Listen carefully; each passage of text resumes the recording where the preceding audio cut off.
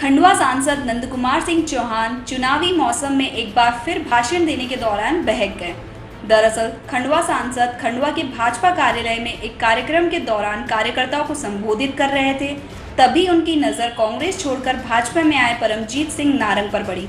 खंडवा सांसद ने कहा कि हमें इनका सम्मान करना चाहिए, क्योंकि उन्होंने आतंकवादी कमलनाथ का साथ छोड़कर अपने घर को फूंक कर हमारे साथ आए, लिहाजा हमें इनका सम्मान करना चाहिए। परमजीत सिंह नारंग भाजपा में आने के बावजूद भाजपा में दरकिनार हैं, लिहाजा सांसद को कार्यकर्ताओं में जोश भरने के लिए कमलनाथ को आतंकवादी कहना पड़ा। सांसद नंदकुमार सिंह चौहान ने कहा, कमलनाथ के कार्यकाल के दौरान उन्होंने जितने अतिक्रमण तोड़े उसमें खंडवा का भाजपा कार्यालय भी शामिल था, लेकिन काफी मशक्कत के बाद इसे रुकवाया गया। ऐसा नहीं है, दो चीजें हैं। अमेरिका से क्यों कंपटीशन होगा? आप और हम सब कोरोना को नियंत्रित करने के लिए जहां निर्णय में सख्ती जरूरी है वहां सख्ती भी हो रही है, और जहां सख्ती नहीं हो रही है वहां पे कोरोना का प्रतिशत बढ़ भी रहा है। आज हमारे खंडवा में प्रतिदिन 10 से 15 केस कोरोना के पॉजिटिव सामने आ रहे हैं। हमारे बगल के महाराष्ट्र में एक जिले में प्रतिदिन 500, 250, 300, 400 केस आ रहे हैं। तो मैं ये मानता हूँ मेरे पत्रकार साथियों कि कोरोना को लेकर हम ये कह सकते हैं कि हमारे सभी कोरोना योद्धाओं ने कोरोना को हमारे ज़िले में नियंत्रित करने के लिए अच्छी भूमिका निभाई है। मैं उसको अप्रिशिएट करता हूँ। निश्चित रूप से खंडवा गवाह है, आप गवाह हो, आप बताओ मत बताओ, अब बताने का आपके पास में बहुत मसाला है। ये मेरा बीजेपी कार्यालय तोड़ने के लिए आ गए थे, जब ये कार्यालय हरीश कोटवाले को यहाँ खड़े रहना पड़ा था, मानदाता में धावा तोड़ दिया था।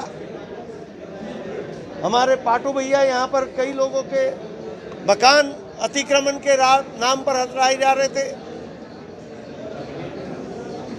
बड़े बड़े मकान तोड़ दिए, खुन्नस में दुश्मनियां निकाल ले।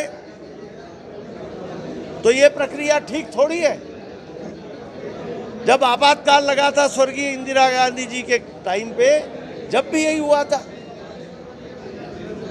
इसलिए मैंने उनके काल को आतंकवादी काल कहा था। छोटे छोटे कर्मचारियों के तबादले करा दिए थे कि ये बीजेपी को वोट देता है, इसका बाप। बेचारी वो आंगनवाड़ी कार्यकर्ता के बाप का क्या कसूर है? लोकतंत्र में वोट देना कोई पाप है?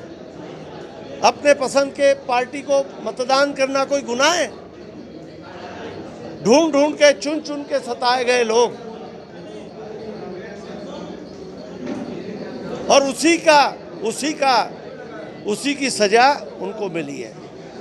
श्रीमंत ज्योतिरादित्य सिंधिया जैसे लोग क्यों छोड़ के आए कांग्रेस पार्टी? उनको मान सम्मान नहीं था।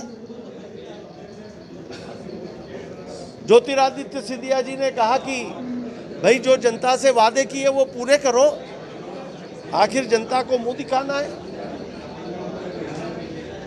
कई बार कहने पर भी जब नहीं हुआ तो ज्योतिरादित्य जी ने कहा था कि यदि आप वादे पूरे नहीं करेंगे तो फिर मेरे को सड़क पर आना पड़ेगा। तो कमलनाथ ने घमंड में कह दिया था कि सड़क पे आना है तो आ जाए ज्योतिरादित्य।